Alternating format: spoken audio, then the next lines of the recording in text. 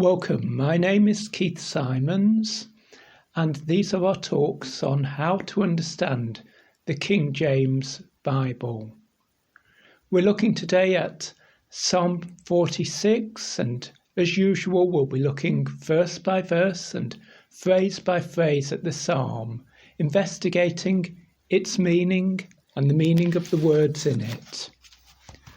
So the title of Psalm 46 is "To the Chief Musician for the Sons of Korah, a Song upon Alamoth."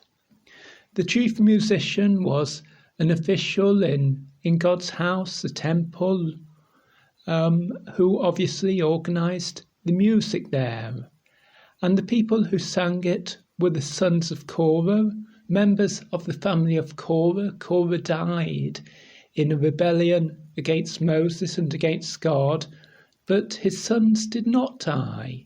They continued to serve God, and they served God in the temple as some of the most important people presenting the music of the worship to God.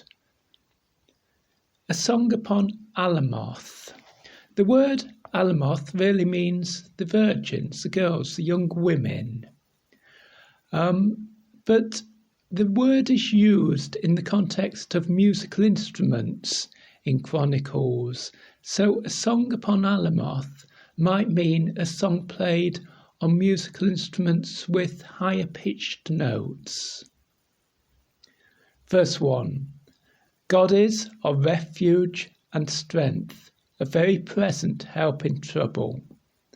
A refuge means a safe place, a shelter. And a strength, well, that's a strong place. So God is a strong and a safe place where we can go to in trouble. God is the God who looks after us through troubles. A very present help means someone who helps us very soon or now. And it's the idea of someone who can be found. If you want someone to defend you against your enemy, it's no good if you've got someone who's very loyal and very helpful to you, but you can't find them or they're a long way from you. No, you need someone who you can find and who's there in that situation of trouble and is there to defend you and to help you and to support you. And the psalmist, who probably is King David, who wrote this psalm, we think, he declares that God is the help he has in trouble. God is the God who defends him. Therefore, verse 2, therefore will not we fear. That's a strange word order, but its meaning is simply, therefore we will not fear. Though the earth be removed, and though the mountains be carried into the midst of the sea. Though great changes happen in the world around us, though changes that seem so immense happen in the lives of nations and of people, though the mountains which look so secure and strong are taken and carried into the sea and disappear beneath the sea, we don't fear. And we might think how powerful countries and important rulers are suddenly swept from power. And we might think of the sea as somewhere which is so unstable. Verse 3, though the waters thereof roar and be troubled. The sea, with its great waves, with its noise and its uncertainty, a place where no one can stand, a place where no one can be secure. And the places of security, the mountains in verse 2, are being thrown into the sea. Though the mountains shake with the swelling thereof. Thereof is referring back to the sea. So the waters thereof we have at the beginning of verse 3, and the swelling thereof at the end of verse 3.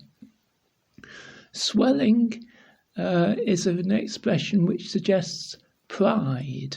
If you try to make yourself look bigger than you really are, well, that's swelling. It means getting bigger.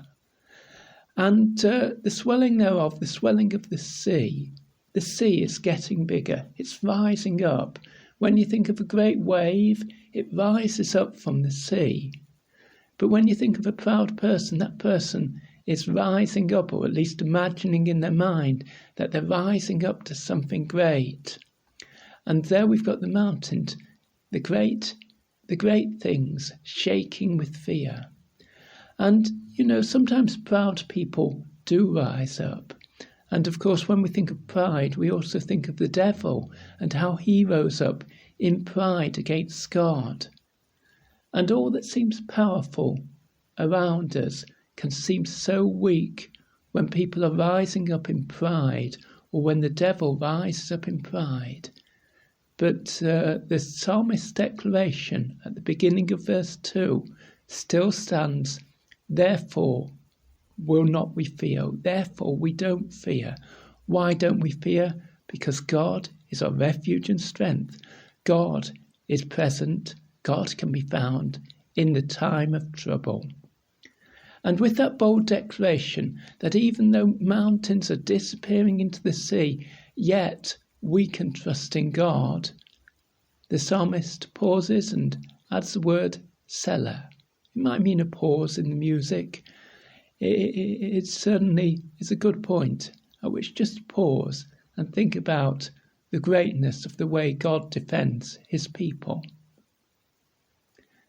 Then our psalmist continues with a declaration. Yes, the waves of the sea may be roaring and looking so powerful and so threatening that they could swallow up a mountain. Yes, the enemies may be so powerful and so proud that they look like they could destroy everything in Jerusalem, in God's city, in the place of God's holy places. But Jerusalem has something a lot quieter and a lot purer and a lot simpler. There, verse 4, there is a river, the streams whereof shall make glad the city of God. Okay, look at the geography of Jerusalem, and that's a curious expression. There is a river, because Jerusalem is on the top of a hill. And the little brook which went by the side of Jerusalem, it's not significant at all. It's down in the valley below the city. It's outside the city walls. Yet the psalmist pictures this as something powerful, because he's thinking of more than that little brook that runs alongside Jerusalem, that little stream. He's thinking of God and God's goodness and God's kindness. And that is like a river flowing into Jerusalem, the river that Jerusalem never knew. There it is, flowing in. What is it that sustains Jerusalem? What is it that keeps the people in Jerusalem, God's city, alive? Because God has sent his river, his goodness, his kindness to them. And the streams whereof, in other words, you've got a river and water is flowing from it in little channels for irrigation to provide water to the ground all around. And so this river of God's kindness, well, it's carried in streams right across the city of God, Jerusalem. Therefore, God's people are glad. Why? Because this is the holy place of the tabernacles of the Most High. The Most High is a title for God. The tabernacles really means the tents, but it's used as an expression to mean God's holy place, God's temple as it was in days after King David. In other words, God has chosen Jerusalem to be his city. And however much trouble there is in the world around, God is looking after his people there. God is supplying them with what they need. The threatening may be going on all around them, yet nevertheless, they are safe, they are secure, they don't need to worry, because God, the Most High, has established his holy place there. Verse 5, God is in the midst of her. Who is her? Well, the answer is, once again, it's Jerusalem. Even though the name of Jerusalem hasn't appeared in this psalm, and it's not going to, yet that's what's implied there. God is in the midst of her, the city of God, the holy place of the tabernacles of the Most High. So he declared in verse 1 that God is a very present help in trouble. God can be found among his people. And now he explains in verse 5 why God is in the midst of her. The midst means the middle. God is in the middle of Jerusalem. God has his proper place in Jerusalem. Therefore she, that's Jerusalem, shall not be moved. All these troubles won't disturb Jerusalem. God shall help her, and that right early. God is there to help his people. And early in the morning he does it. Yes, we may be going through the night of trouble now, with trouble all around us, but the morning is coming. The morning comes after the night, and early God will be there to save his people from their troubles. Verse 6, the heathen raged.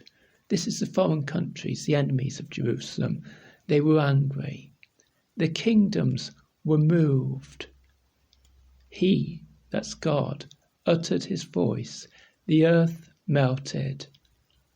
Yes, the heathen, the foreigners, the people who hated God and his people, they were powerful. They were angry. They were furious. But what did it take to defeat them? He uttered his voice. Who uttered his voice? God spoke.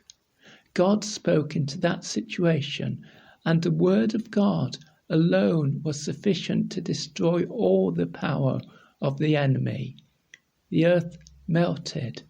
It became soft, like wax or like a candle becomes soft when it comes into contact with the fire. God spoke, and everything around, all the enemies who were causing trouble, suddenly became weak. They seemed so strong, they seemed so powerful, and yet now they cannot stand against God, because God has simply declared his word against them. Verse 7, the Lord of hosts is with us. The Lord of hosts, a title of God using God's holy name. The Lord of hosts. Hosts means armies. The armies of heaven are on our side. The angels are fighting for us. We don't need to be afraid, because God is the God of Jacob. Jacob's other name was Israel, so it could say the God of Israel is our refuge. It's him who we find a safe place with in the midst of all these troubles. And once more our psalmist pauses with the word Selah. Verse 8, come, behold the works of the Lord. Behold means to look. See what God's done. See what amazing thing has happened, because God has been at work in this terrible situation. What desolations he hath made in the earth. What astonishing things he's done. He's done astonishing things to destroy the power of the enemy which was trying to destroy God's people in Jerusalem, that was trying to fight against Jerusalem. He's shown his power across the world. Verse 9, he maketh wars to cease unto the end of the earth. He is ruling. He's not just ruling over Jerusalem and his people there. No, now in the psalm, he is declaring his power over the whole world to the end of the earth. In foreign nations, he's gaining power, and he's using that power to prevent the wars and the fighting. It's not just enough for him to defend his people. No, it's his claim to stop the evil things that are going on in the world, to act against the evil forces which fought against his people, but which fight against each other. He destroys the power of those evil enemies, even to make war. He breaketh the bow, and cutteth the spear in sunder. He burneth the chariot in the fire. Okay, the bow is a bow which fires an arrow. Today we talk of a gun firing a bullet, but then a bow sent forward an arrow into war. So God breaks that bow. He cutteth the spear in sunder. In sunder means in two. A spear is a knife on a long stick. You break that long stick in two, and you've still got your knife, but you haven't got the long spear. You can't fight with it. He burneth the chariot in the fire. People really worried about the chariots because they were carriages which carried soldiers into battle. They could move quickly. They were frightening. It was the latest military technology. So God burns it up. He destroys its wood in fire. And then he makes his declaration, "Be still and know that I am God." I've heard that verse used in churches often when people have wanted a time of quiet.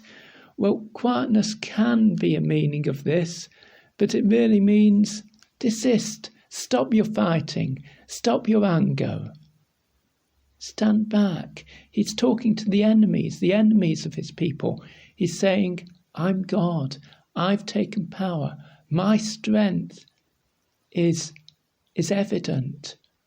So therefore, be still. Stop fighting. Recognize who it is you're fighting against. Recognize that I, God, have power over you, God says. I will be exalted among the heathen. I will be exalted in the earth. He doesn't just say, I will be exalted over the heathen, over the foreign nations, over the enemies. Exalted means to be greater, to be stronger, to be higher. He's not saying, I'm going to take control over those foreign enemies. He's saying, I will be exalted among them. In other words, I claim them to turn to me and to trust in me. No, if they're going to continue to stand against me, they will be destroyed. But I want them to praise me as God. I want them to recognize me as God. I will be exalted in the earth. Every nation belongs to me. The people in every nation need to turn to me, says God in verse 10. Then in verse 11, we've got the declaration again. The Lord of hosts is with us. The God of Jacob is our refuge. And the psalmist declares that he can trust God. The Hebrew word for refuge is a different word from how he began the psalm, but he's declaring that he can always trust God. God is the defender and the helper of his people. And with that thought, he closes the psalm with one final Selah. Well, I'd love you to write to me. My email address is 333kjv@gmail.com. If you could tell me in your email that you heard the talk on Psalm 46, that would be excellent. 333kjv@gmail.com. So in closing, let me read through to you the whole psalm. Psalm 46, to the chief musician for the sons of Korah, a song upon Alamoth. God is our refuge and strength, a very present help in trouble. Therefore will not we fear, though the earth be removed, and though the mountains be carried into the midst of the sea, though the waters thereof roar and be troubled, though the mountains shake with the swelling thereof. Selah. There is a river, the streams whereof shall make glad the city of God, the holy place of the tabernacles of the Most High. God is in the midst of her. She shall not be moved. God shall help her, and that right early. The heathen raged. The kingdoms were moved. He uttered his voice. The earth melted. The Lord of hosts is with us. The God of Jacob is our refuge. Selah. Come, behold the works of the Lord, what desolations he hath made in the earth. He maketh wars to cease unto the end of the earth. He breaketh the bow, and cutteth the spear in sunder. He burneth the chariot in the fire. Be still, and know that I am God. I will be exalted among the heathen. I will be exalted in the earth. The Lord of hosts is with us. The God of Jacob is our refuge. Selah.